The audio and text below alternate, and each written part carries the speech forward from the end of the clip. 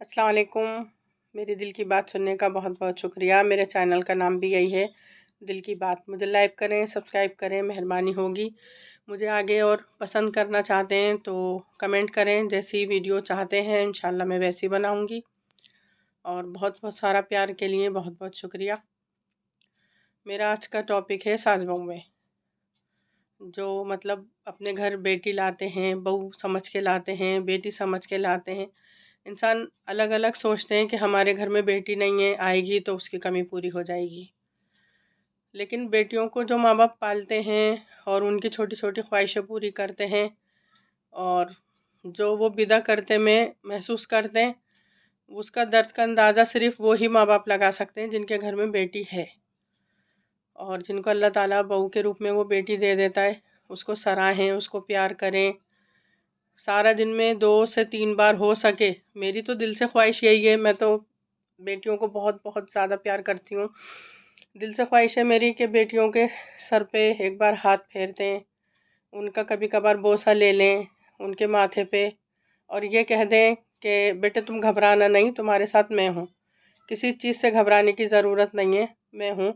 अगर मेरा बेटा कुछ भी कहता है, कोई शिकायत है उसको, कुछ भी है, तो आप मुझे बताएं, मैं इंशाल्लाह उसकी शिकायत पूरी करवाऊँगी और आपको कोई नाजायज़ बात सुनने नहीं दूँगी।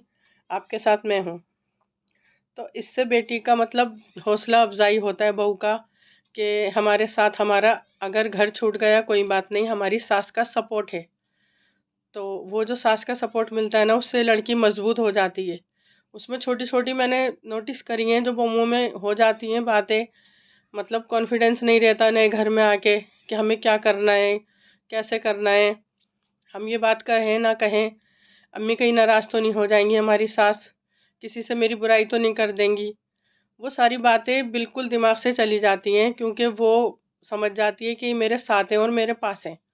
वो कॉन्फिडेंस से बोलती है, नहीं अम्मी देखना ये कर दो, अम्मी ये कर लो, अम्मी वो कर लो। तो जब वो इस तरह से बोलती है तो तब महसूस होता है कि यहाँ हमारी बहू नहीं है, ये बेटी है।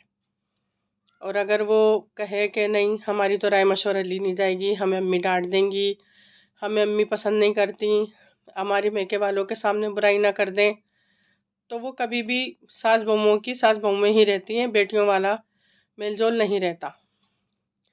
तो मेरी गुजारिश यही है सब सासों से जो अपने घर में बेटियां ला रही हैं या और शादियां करने वाली हैं, उनको अपनी बेटी बना कर ही लाएं और उनको इसी तरह से हौसला अफजाई करें और उनको हमेशा साथ दें कि बेटे तुम्हारे साथ मैं हूँ।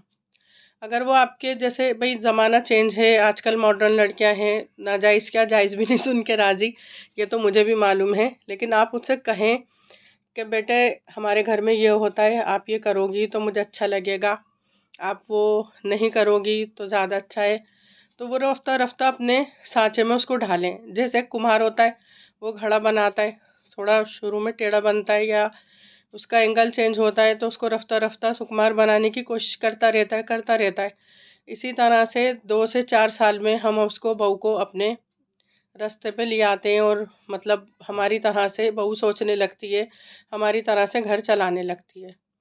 और हम आते ये कह दें कि भाई तुम्हें हमारी तरह से चलना है और हमें मेरी तरह से ही बोलना है और जैसा हम करते हैं हमारे तौर तरीक़े सीखो, हमारा घर बार का तरीक़ा सीखो, तो उसको परेशानी हो जाती है।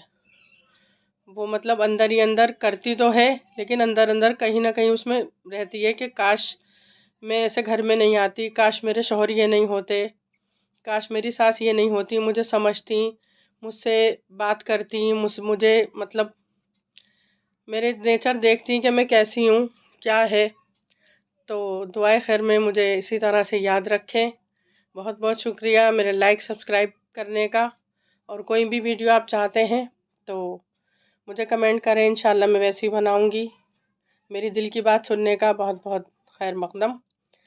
दुआ में याद रखें। अल्लाह हाफिज़।